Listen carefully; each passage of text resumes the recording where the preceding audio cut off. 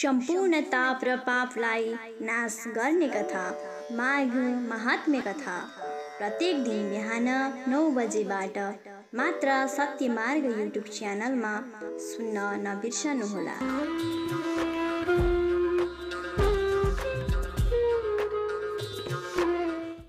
नमस्कार दर्शक यहाँहरूको सुख शान्ति समृद्धि र उत्तरोत्तर प्रगतिको कामना गर्दै हार्दिक सुस्वागत गर्न चाहन्छु सत्यमार्ग युट्युब च्यानलमा। म कार्यक्रम प्रस्तुता कृष्ण कोइराला। आज मैले हजुरहरूको बीचमा धेरै समयपछि माघ महात्म्यको दिव्य कथालाई लिएर उपस्थित भइसकेको छु। अब केही दिन यो माघको महिनाभरि हामी भगवानका चर्चा परिचर्चाहरू यिनै माघ महात्म्यको दिव्य कथाहरूलाई श्रवण गर्नेछौँ। आउनु सर्वप्रथम उनी भगवानलाई स्मरण गर्दै मङ्गलाचरण गरौँ, त्यसपछि म हजुरलाई दिव्य कथामा प्रवेश गराउनेछु। शान्ताकारं भुजगशयनं पद्मनाभं सुरेशं विश्वाधारं गगनसदृशं मेघवर्णं शुभाङ्गं लक्ष्मीकान्तं कमलनयनं योगिभिर्ध्यानगम्यं वन्दे विष्णुं भवभयहरं सर्वलोकैकनाथं नारायणं नमस्कृत्य नरं चैव नरोत्तमं देवीं सरस्वतीं व्यासं ततो जयमुदीरयेत्। सच्चिदानन्दरूपाय विश्वोत्पत्त्यादिहेतवे तापत्रयविनाशाय श्रीकृष्णाय वयं नमः। अघि कुनै समयमा नैमिषारण्य क्षेत्रमा शौनक आदि 88,000 मुनिहरू भेला भएर धर्मको चर्चा गरिराख्नु भएको थियो। जतिखेर पनि शौनक आदि ऋषिहरू भेला हुनुहुन्थ्यो त्यतिखेर कुनै न कुनै एउटा सत्कर्मको विषयमा या कुनै पनि एउटा दिव्य कथाको विषयमा चर्चा गर्नुहुन्थ्यो। अनि त्यतिखेर जब उहाँहरू धर्मका विषयमा चर्चा परिचर्चाहरू गरिराख्नु भएको थियो, त्यही समयमा वेदव्यासजीका शिष्य सुतजी महाराज पनि टुप्लुक्क त्यहाँ पुग्नु भएछ।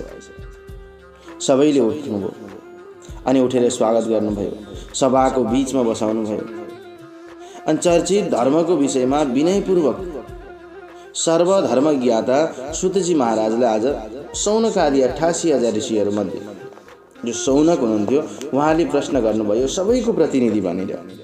भगवान सूत महाभाग त्वया लोकहितैषिणा कथितं कार्तिकाख्यानं भुक्ति मुक्ति प्रदायकम।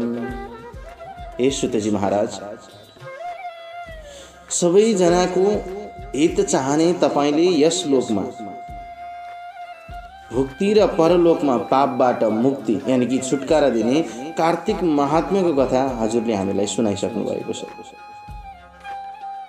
भगवान, अब यसपालि हामी अधुना माघ महात्म्यम वदनो लोमहर्षण, हामी यसपालि माघ महात्म्यको महिमालाई श्रवण गर्न चाहन्छौँ,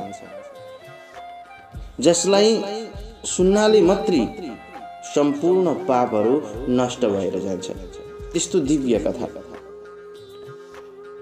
भगवान, यस लोकमा माघ स्नानको महिमा पहिले कसले प्रकाशित गर्यो त्यो कुरो, यसको इतिहास सहित हामीलाई बुझ्न इच्छा छ, जान्न इच्छा छ। कहाँबाट सुरु भयो, कसले सुरु गर्यो र यसलाई सर्वप्रथम यो माघ स्नान कहाँबाट आयो त्यो हामीलाई बुझ्ने धेरै इच्छा छ, त्यो बुझाइदिनुहोस् न।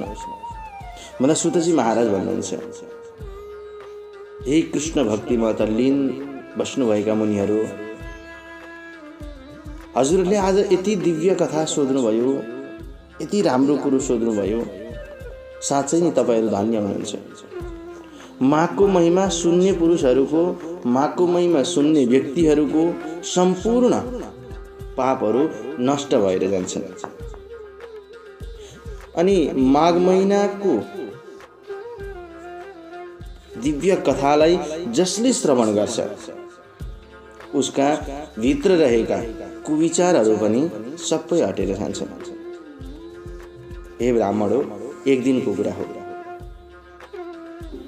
यो सम्पूर्ण चराचर लोकलाई कल्याण गर्ने उनी भगवान भोले बाबा ध्यान निद्रामा हुनुहुन्थ्यो।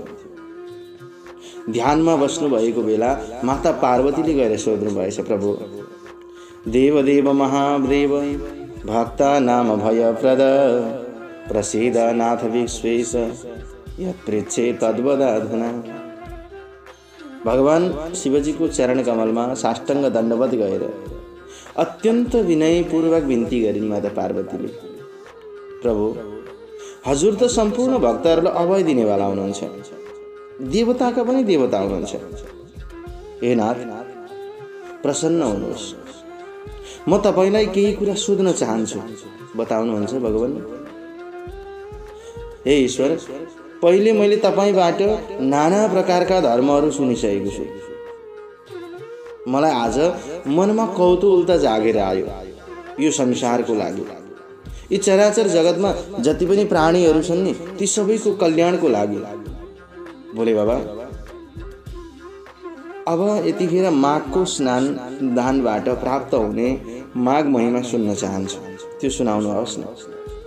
त्यसलाई पहिले कसले गर्यो, त्यसको विधि के हो, अनि त्यो माघ महिनाको देवता को हो, त्यो सबै कुरा विस्तारपूर्वक भन्नुहोस्, किनकि तपाईँ भक्तवत्सल हुनुहुन्छ। बोले बाबा, भक्तलाई प्यार गर्नुहुन्छ, माया गर्नुहुन्छ, भक्तको दुःख तपाईँ देखिसहनुहुन्न, अघि कष्ट दुःख पीडा सबै नाश गर्दै हुनुहुन्छ।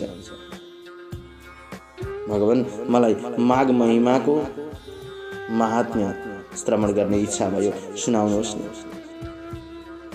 भगवान भोले बाबा भन्नुहुन्छ पार्वतीलाई, हे पार्वती, यज्ञान्तको अवभृत स्नान गरेका ऋषिहरूले, मङ्गल गान गरिएका सारा नगरवासीहरूले पुजिएका, आफ्नो पुर यानि कि आफ्नो सहरबाट बाहिर निस्किन खोजिरहेका, राजाहरूमा श्रेष्ठ, शिकारहरूमा रसिक, उनै दिलीप नाम गरेका एकजना राजा शिकार खेल्न भनेर जङ्गलमा निस्के।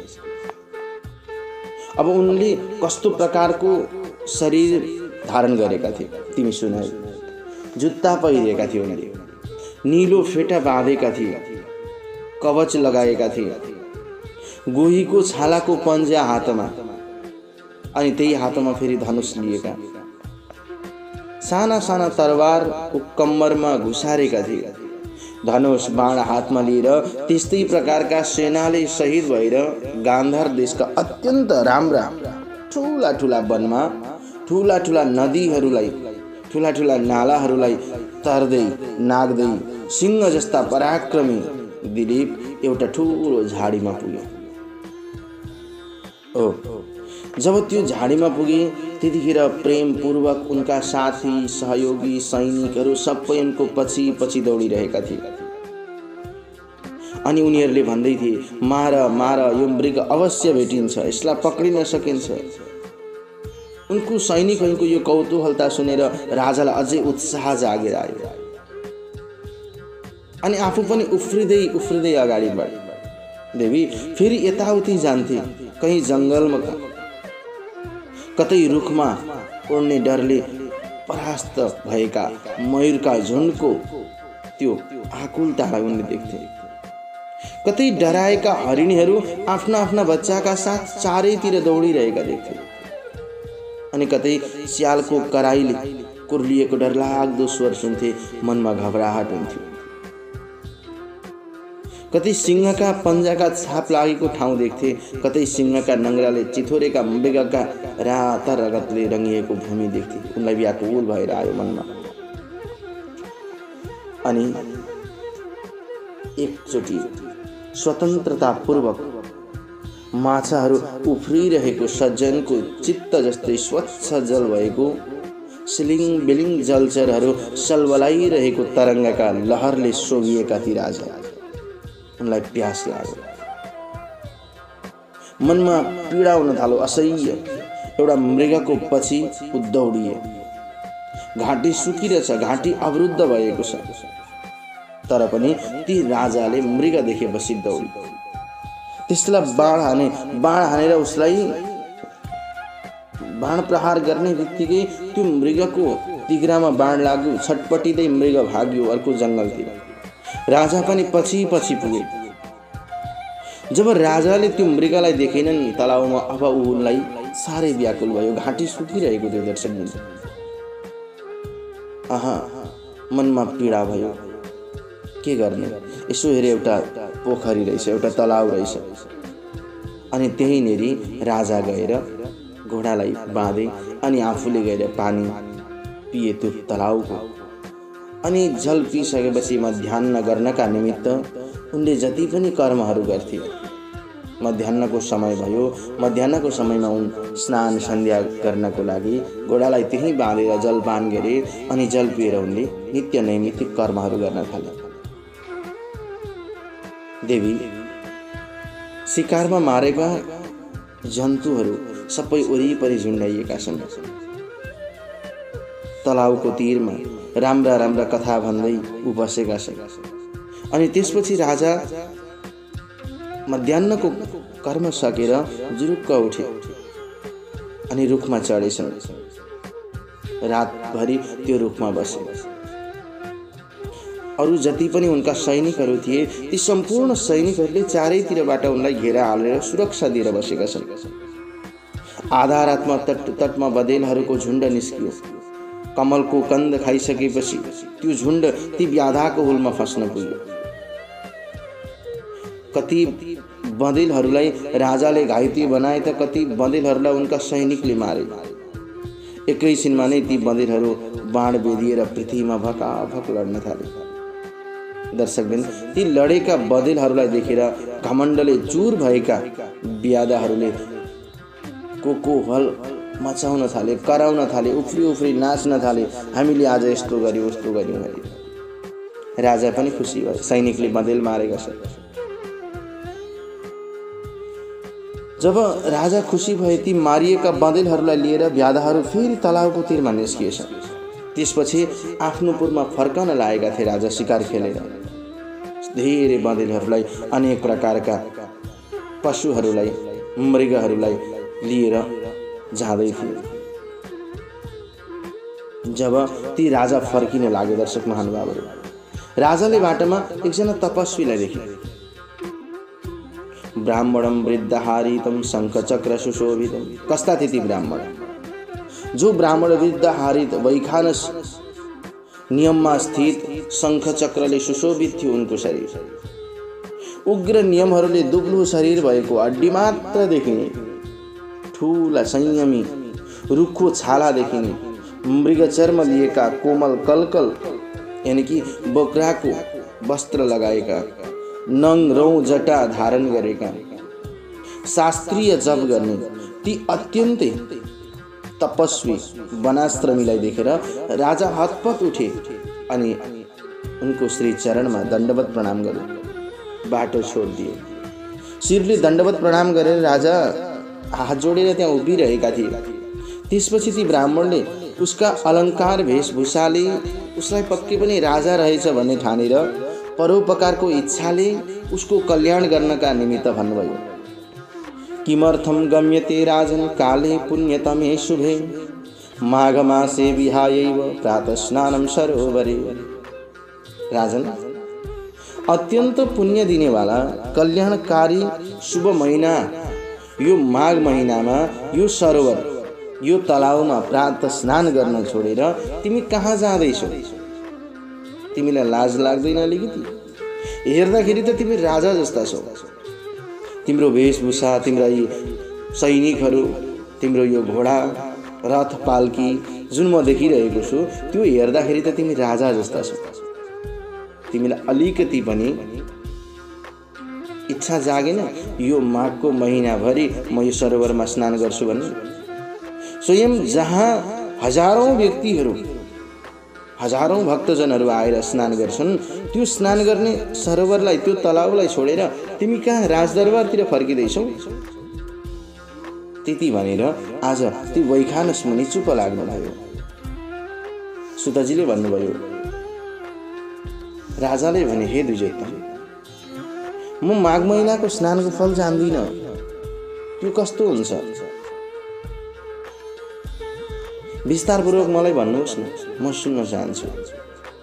अनि राजाको यस्तो विनम्र वचन सुनेर ती वैखानस मुनिले भन्नुभयो, चाँडै नै अन्धकार नाशक भगवान सूर्य उदय हुन लागेका छन्। हे राजन, यो हाम्रो स्नानको समय हो, तसर्थ कथा भन्ने अवसर छैन यतिखेर। अब सूर्य उदय भइसकेपछि हामीले स्नान सन्ध्या गर्दैनौँ। सूर्य उदाउनुभन्दा केही समय अगाडि नै स्नान सन्ध्या गर्छौँ। तसर्थ अहिले म तिमीलाई कथा भन्दिनँ। यदि तिमी चाहन्छौ यो महिनाको महात्म्य सुन्न भने स्नान गरेर वशिष्ठ ऋषि भए ठाउँ छ, उनी आफ्ना कुलगुरुलाई सोध। उहाँले सबै कुरा तिमीलाई बताइदिनुहुन्छ। यदि तिमी साँच्चै नै माघ महिनाको बारेमा जान्न चाहन्छौ भनेर ती राजालाई वैखानस मुनिले त्यति भनिदिनु भयो अनि आफ्नो बाटो लाग्नु। राजालाई छटपटी भयो। कसैले यदि हामीलाई केही सुनाइदिन्छु यस्तो छ है भनेर भनिदियो भने मन कस्तो हुन्छ?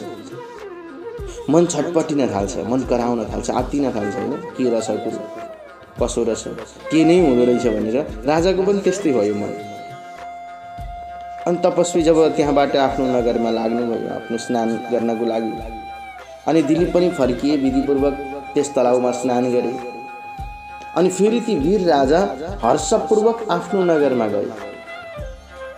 वानप्रस्थ वैखानसले जुन कुरा भन्नुभएको थियो त्यो कुराहरू सम्पूर्ण आफ्ना प्रजाहरूलाई सुनाए। त्यो पुरमा बस्ने जति पनि व्यक्तिहरू थिए सबैलाई सुनाए। अनि सेतो घोडा रथमा लगाएर, अत्यन्तै सेतो छाला र चामरले युक्त भएर, सारा अलङ्कार लगाएर, राम्रो पोसाक धारण गरेर, मन्त्रीहरूलाई साथमा लिएर, प्रजाहरूलाई साथमा लिएर जय जयकारको ध्वनि गर्दै, जय शब्दान पुनः श्रेण्वन् स्तुतो मागधवन्दिभिः वसिष्ठास्य श्रमं याति ऋषिवाक्य मनुस्मरण। वैखानस ऋषिको कुरा सम्झिँदै वशिष्ठको आश्रममा गयो। मनमा खलबली भन् त, कसले भनिदिन्छ भन्दा वशिष्ठ ऋषिले भनिदिनुहुन्छ भन्ने भयो। अब त्यो सुनेपछि निश्चित। अनि त्यो ठाउँमा पुगेपछि ती वशिष्ठलाई विनय र विधिपूर्वक नमस्कार गरे। मुनिले दिएको आसनमा बसी अर्घ स्वीकारे, आशीर्वादहरूले शोभिएका। जब राजा आनन्दपूर्वक मुनिद्वारा कुशलता सोधिए अनि राजाले मुनिको मनलाई हर्षित तुल्याउँदै वैखानसको कुरा भन्नुभयो। वशिष्ठले पनि वैखानसले भनेको कुरो गम्भीरतापूर्वक सुने। दिलीपले भन्नु, भगवान तपाईँका कृपाले मैले विस्तारपूर्वक दिव्य दृष्टि हुनेहरूले तन मन वचनले भगवानको सेवा बताएका छन्। हे राजन, त्यो भन्दा पनि कता हो कता धेरै माघमा गरिएको तप, दान, स्नान अति पुण्यदायी हुन्छ। इच्छा सिद्धिका लागि, सन्तानका लागि वा हरिको दर्शनका लागि या अरू कुनै पनि कामको लागि काय शुद्धि गरेर व्रत गरियो भने अवश्य पनि ती सम्पूर्ण कामनाहरू शुद्ध हुन्छ। अदितिले पनि माघ महिनाभरि खाँदै नखाइकन 12 वर्षसम्म माघ स्नान गरिन् राजन। त्यसैले उनले तीनै लोक झल्काउने सूर्य जस्तो 12वटा पुत्र प्राप्त गरिन्। हो नि, माघ स्नानको प्रभावले नै रोहिणी शुभगा सौभाग्यवती अनि अरुन्धती पनि दानशीला तथा सातत्य दरबारमा सची रूप राशिले झकिझकाउस नाचे। जसले मकरमा सूर्य हुँदाखेरि नदी तलाउमा स्नान गरेको छ तिनीहरू संसारमा सम्पूर्ण चिजले शोभिएका हुन्छन्। हे राजन, हो देवताको पूजाले आनन्ददायक अनि सधैँ पाहुनाको ललको लागिरहने घरमा प्रसन्नतापूर्वक बस्दछन्। प्यारो वस्तु त्याग नियमको पालन गरेर जसले माघ महिनामा प्रशस्त दान दिएको छ, उसले मुरारीको पूजा गरेको छ, त्यो झन् श्रेष्ठ हुन्छ। माघ महिना सधैँ धर्म दिन्छ र पापलाई पखाल्छ। हेर है, सम्पूर्ण कुराहरूलाई विचार गर्नुपर्छ। सदा इच्छा पूर्ति चाहनेवालाहरूले फल दिन्छन् हैन, अनि नचाहनेले तिनीहरूलाई ज्ञान दिन्छन्। यदि कुनै इच्छा छैन तिमीलाई भने तिम्रो मनमा ज्ञान प्राप्त हुन्छ। इच्छा छ भने कुनै इच्छा तिमीले लिएका छौ, कुनै फल चाहन्छौ भने राजन त्यो फल प्राप्त हुन्छ। जुन लोक ज्ञानीहरूलाई, जुन लोक वनमा बसेर तपस्या गर्नेहरूलाई अनि विष्णुका भक्तहरूलाई मिल्छ त्यो लोक पनि माघमा स्नान गर्नेहरूलाई सदाको लागि मिल्छ राजन। तिमीले यसमा चिन्ता लिनै पर्दैन। त्यति मात्रै होइन राजन, अरू पुण्यले त पुण्य सकिएपछि स्वर्गबाट फर्कनु पर्छ हो। देवलोकान् निवर्तन्ते पुण्यैरन्यैः परन्तप कदाचिन्न निवर्तन्ते माघ स्नान रतानर। तिमीलाई थाहा छ, तर माघ स्नान गर्ने मनुष्यहरूले त कहिल्यै पनि स्वर्गबाट फर्कनु पर्दैन। हे दिली, माघमा स्नान गरेर जो व्यक्तिले दुधालु गाई दान दिन्छ त्यसका सर्वाङ्गमा जति रौँ छन् नि त्यति 1000 वर्षसम्म त्यो भगवान विष्णुको लोकमा बस्न पाउँछ। जो जन माघ स्नान गरेर जुत्ता कमण्डलु दान दिन्छन् ती अवश्य पनि भगवानको दिव्य धाममा पुग्छन्। दानले नै स्वर्ग मिल्छ, दानले नै सुख मिल्छ हो, दानले नै पाप नाश हुन्छन्।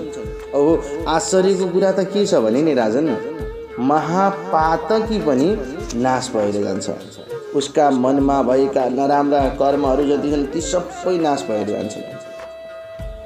जस्तै सूर्यको बिना आकाश अधुरो छ, सन्तान बिना कुल अधुरा छ, आचार बिना घरको शोभा हुन्न, त्यस्तै नै दान बिनाको तपस्या अनि गृहस्थ जीवन पनि शोभा दिँदैन। दानभन्दा अर्को पाप नाश गर्ने पवित्र वस्तु केही छैन यो संसारमा। ल हेर्नुहोस् त दर्शकबिन, हामीले के दान गर्न सक्छौँ, के चिज दिन सक्छौँ? अब यो नसोच्नु है कि दान दिने भन्दैमा ब्राह्मणलाई मात्रै दान दिनुपर्छ भन्ने छैन। हरेक ठाउँमा कोही दिन दुखी अनाथ गरिबहरू छन्। माघमा जाडोको समय हुन्छ, त्यतिखेर राम्रा राम्रा सिरक डस्न बनाएर कोही दिन दुखी अनाथहरूलाई दान दिन सक्छ। त्यो पनि एउटा पुण्य हो, त्यसले पुण्य प्राप्त हुन्छ, भित्र हृदयमा आनन्द छाउँछ। यो जाडोको समयमा कोही व्यक्तिका जुत्ता हुँदैनन्, चप्पल हुँदैनन्, तिनीहरूलाई एक जोडी जुत्ता किनेर दिने, जो खाली खुट्टा हिँडेर आफ्ना खुट्टा फुटाइरहेका छन्, जसले लगाउन चाहन्छ तर किन्न सक्दैन, यस्ता दीन दुखीहरूलाई, अनाथहरूलाई, गरिबहरूलाई, निर्धनहरूलाई यदि हामीले एक जोडी जुत्ता, एक जोडी कपडा अनि उनीहरूलाई जाडामा चाहिने न्यानो लुगाहरू, सिरक, ब्ल्याङ्केट, कम्मल यी चिजहरू दान गऱ्यौँ भने नि, यी चिजहरू दियौँ भने नि साँच्चै पुण्य मिल्छ। जीवन भगवानको आशीर्वाद सदा सर्वदा रहिरहन्छ, कहिले पनि त्यो कमी हुँदैन।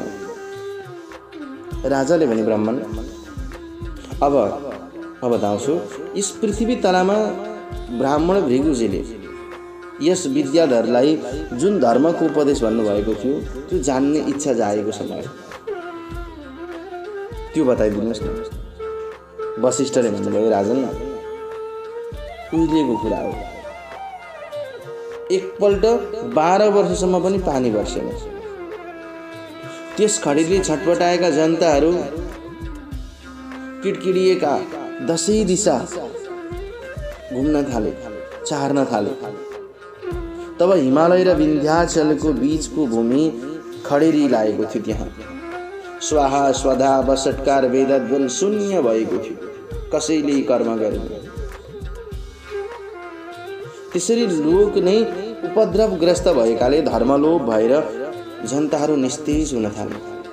पृथ्वीतलमा कन्द, फलमूल, अन्नको अभाव हुन थाल्यो। रुखहरूले ढाकिएको विन्ध्याचलको फेदीमा वहने अत्यन्त राम्रो रेवाका तटको आश्रमबाट ती भृगु पनि आफ्ना समस्त शिष्यहरूका साथ निक्लेर हिमालयमा जानु। अनि त्यहाँ कैलाश पर्वतको पश्चिमपट्टि मणिकूट भन्ने नामले विख्यात छ। त्यहाँनेर सुनरूपी रत्नको शिलाले बनेको पहाड छ। त्यो कस्तो छ भने अब तिमीलाई म अलिकति बताउँछु। अधोध स्फटिक श्वेतो मध्ये नीलशिलो गिरि भूतिभिः सर्वतः शुक्लो नीलकण्ठ इवा बभो। त्यसको तल्लो भाग स्फटिक जस्तो सेतो छ। मध्ये नीलशिलो गिरि, बीच बीचमा नीलो मणिको टाकुरो भएको जस्तो देखिन्छ अनि चारैतिर हिम ऐश्वर्यले सेतो मानव नीलकण्ठ शिव झैँ नै शोभिएको छ। राजन, त्यो सुनरूपी रत्नको शिला। यो नीलो पर्वत सबैतिर भित्र भित्र सुनका रेखा भएकोले बिजुली चम्कदाको कालो मेघ चाहिँ सुन्दर देखिन्छ। टाकुरामा पनि नीलो शिला भएको छ, फेदीमा सुनको मेखला। पर्वत त्यो सधैँभरि पहेँलो वस्त्र पहिरेको नारायण जस्तै सुशोभित देखिने। मेखला नभएको अत्यन्त नीलो आभा भएको अनि बीच बीचमा सेतो पत्थर जडिएको त्यो पर्वत तारै तार भएको आकाश जस्तै देखिन्छ। स्वयं सेतो शरीर भएर दिव्य औषधिहरूले चम्किएको एकदम उज्यालो त्यो पर्वत नि मानौ दोस्रो चन्द्रमा जस्तै देखिन्छ। राजा हो त्यसको फेदमा कीचक यानि कि गन्धर्व सहितका गन्धर्वीहरूको गीतले अनि केराका पात रूपी पताका झण्डाहरूले त्यो पर्वत सधैँ शोभिरहेको हुन्छ। हरितम मणि, वैदुर्य मणि, पद्मराग मणि, हीरा, त्यसको चमकले नि राजन आकाशमा बहुरङ्गी इन्द्रधनुष जस्तै देखिन्छ। त्यो त्यति दिव्य छ। अब त्यस पर्वतको फेदीमा आएर त्यहाँका चौरमा वा ढुङ्गाहरूमा पसारिएर गन्धर्वीहरू नाच्ने गर्थे भने राजाले भने भगवान सारा सिद्धिको आश्रयभूत त्यो पर्वत त असाध्यै आश्चर्य लाग्दो रहेछ।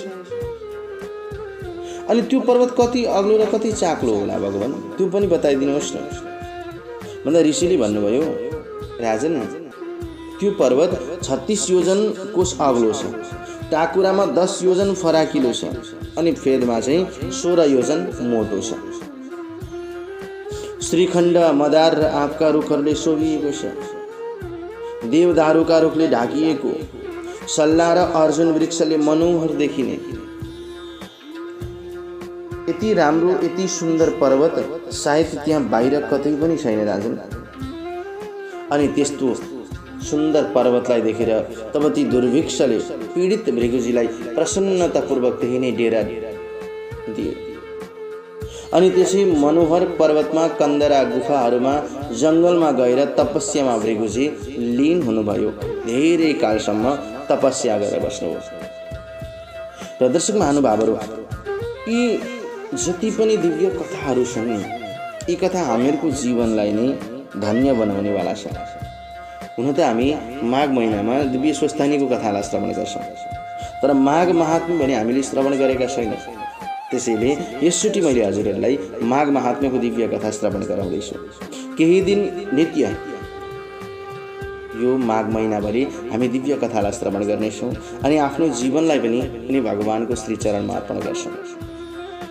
दर्शकबिन, आजको कथा हामीले भृगु ऋषिले पर्वतमा गएर त्यो जङ्गलमा गएर तपस्या गर्नको लागि बस्नुभयो अनि आफ्नो जीवन उनी भगवानको शरणमा लगाएर तपस्यामा लीन हुनुभएको छ। अब बाँकी प्रसङ्ग हामी भोलिको सत्रमा श्रवण गर्नेछौँ। जय श्री राधे, जय श्री कृष्ण। आफ्नै दर्शन, आफ्नै धर्म र आफ्नै संस्कृति, सधैँ एक कदम अगाडि सत्य मार्ग।